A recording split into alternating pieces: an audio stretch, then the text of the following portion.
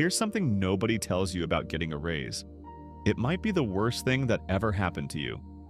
Not because the money isn't real, but because it creates an illusion so convincing, you'll spend the next decade chasing something that was never designed to set you free. Let me show you what I mean. Most people follow a path that feels like common sense. School, degree, job, promotions, raises, and for a while, it works. You're making money, you're responsible, you feel like you're winning, but then something strange happens. You get that raise you've been working toward. Let's say $10,000 more per year. And within 6 months, it's gone.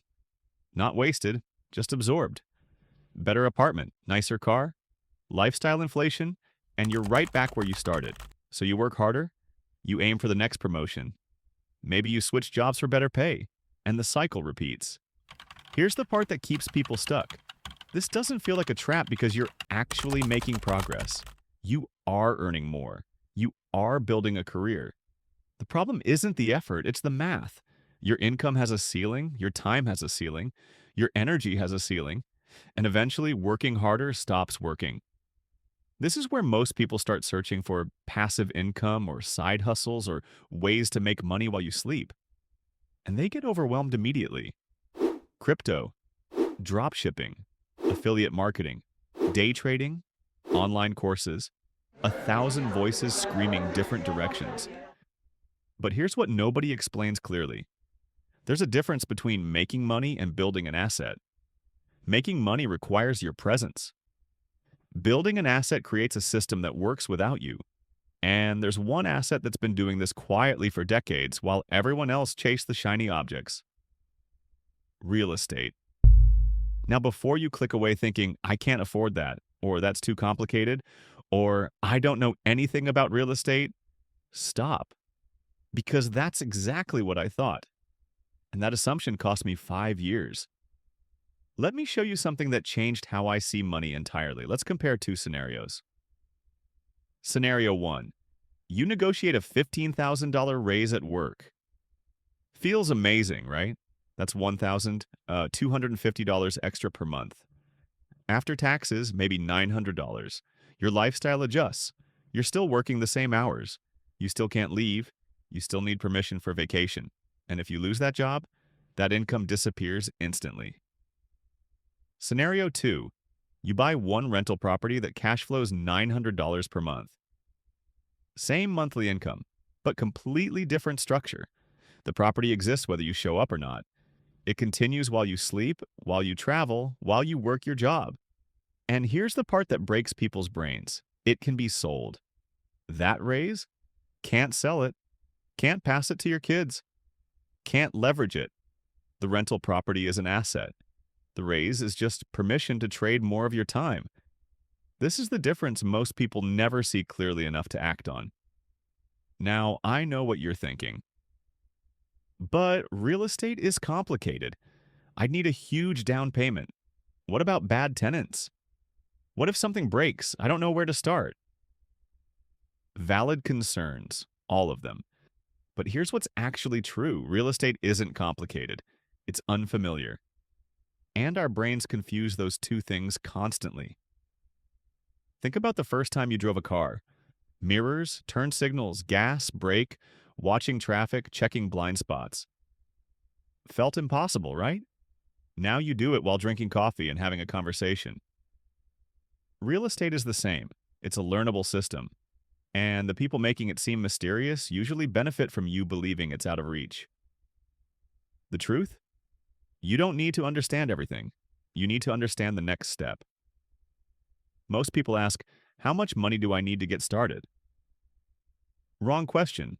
Better question, what do I need to understand first? Because here's the thing, knowledge removes fear faster than money ever will. You don't need to quit your job. You don't need $100,000 saved. You don't need to become a real estate expert overnight. You just need to start seeing the world differently. Start noticing, how do rental properties work in your city? What do they rent for? What do they sell for? Where do people want to live? This isn't research, it's awareness. And awareness is free. Most beginners overestimate how hard the first property is because they're focused on the finish line instead of the first step. The first step isn't buying, it's learning to look.